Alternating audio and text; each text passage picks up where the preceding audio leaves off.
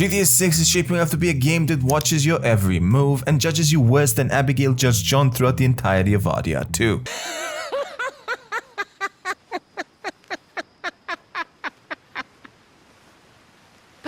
Because when you strip away the jigger physics, the jokes about the game never coming out, and look beyond all the delays, Rockstar seems to be building something way more unsettling than people even realize. In this video, we will dive deep into the systems that Rockstar is building based on patents that were submitted by Take-Two and Rockstar themselves. We will cover how the surveillance systems work, as well as cover how the systemic consequences will impact the player and the overall gameplay itself. Now without further ado, let's get straight into it, shall we? What we are seeing today with GTA 6 is the result of years of groundwork being laid across multiple console generations. Over the years, Rockstar has been slowly improving on certain systems while simultaneously developing new ones. In this instance specifically, we are talking about the patents filed by Take-Two all the way from 2019 to 2025. And yes, these are all actual patents that have been filed by Aaron Garbett and the actual Rockstar team, led by the man with a plan, Sam Houser Vandalin himself. I had a goddamn Now, one of the most important patents revolves around dynamic NPC navigation and decision making. In layman terms, the NPCs won't just be following pre-baked routines as was the case in previous GTA games. According to the patent documentation, NPCs will be able to evaluate their surroundings in real time, assign priority to certain threats, react differently to situations based on crowd density as well as proximity, and most importantly, share information amongst each other. This means that the witness system we had in RDR 2 will be back, but better improved. At least we hope, because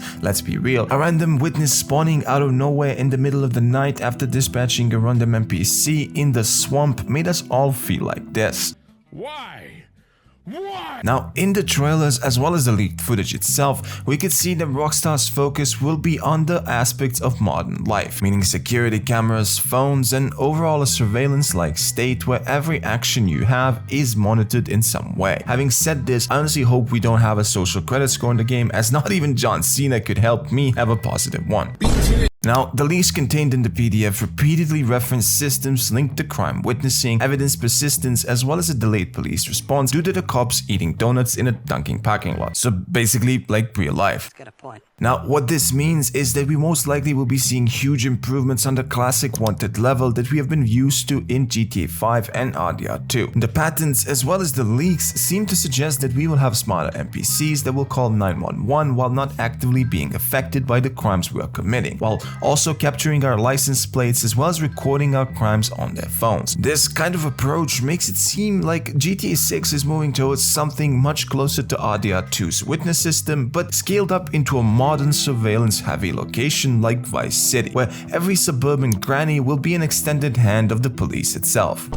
And this is where things stop being funny and start becoming terrifying, because once everyone becomes a potential witness, the police system itself has to change to support that. We know that in GTA 5, the cops were basically psychics, as they knew a crime before you even committed it. But with GTA 6, Rockstar appears to be ditching the simple arcade logic in full and instead focusing on a law enforcement response that is more realistic. Based on the leaked debug footage as well as Take-Two's patents, police response seems to be built from the ground up around information flow. This means that the cops won't magically know what you did and where you did it. Instead, a delayed response will give you enough time to change cars, get out of a certain area, and potentially escape unscathed, unless the rumored wait system returns, because then my Jason and Lucia ain't escaping shit.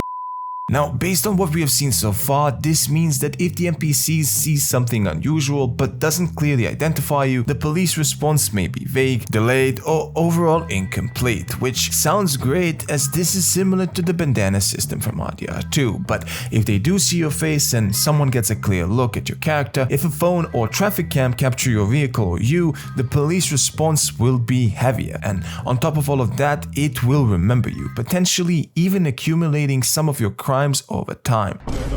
Now, this lines up perfectly with what the patent said, with the AI of the NPCs being procedurally generated for moods, dialogues, as well as animations. This, in combination with the smarter cop system, will have the cops as well as random NPCs act differently based on the severity of the situation that they are in. In the leaked clips, we could already see how the cop AI is dragging a wounded comrade behind cover, and in another clip from a shootout, we could see a cop dynamically adjust its own height to better fit into cover. cover. But this is not everything, as based on the patents as well as leaks themselves, we can see that if you cause commotion within a specific district, the police behavior may become more aggressive, the police may be faster to respond or less forgiving. This is a thing that has already been flirted with in RDR 2, where certain towns would genuinely hate you for just existing. But now, imagine this system in a dense, modern setting like Vice City. The police would have patrol routes, surveillance overlaps, and NPCs that would straight up be the informants, aka rats. And this system would change from region to region, basically letting you commit crimes in and around the region like Ambrosia without having to worry too much about the cops immediately being alerted. The same can be applied to the Grass Rivers region as well as the Mount Calaga area, where most likely no one will even look for you if you do commit a crime. So basically just the perfect locations for the Grievous and the Oppressor Mark II. No! God, please, no! Now, a very important thing that seems to be extremely prominent is evidence persistence. What this means is that vehicles that have been seen fleeing a crime scene will have their description shared to the police. The recorded phone footage as well as description will seemingly be used as the basis for the police search, meaning that for you to actually be able to fully escape, you will have to change cars frequently, wear different clothing, and commit crimes while wearing some kind of a mask. Ideally, the game will feature some AI deepfake software to counter facial recognition while changing us into Charlie Kirk.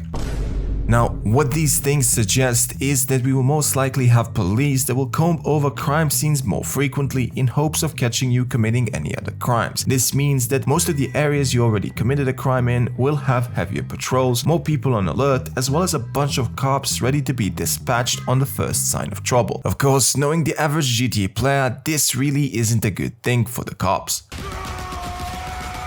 Either way, with the story of GTA 6 being about a crime couple on the run from police, a system like this will most certainly give us one of the craziest GTA experiences till date. With immersion obviously being a priority, we can only imagine how good the cops will be in this game when it officially comes out in November of 2077.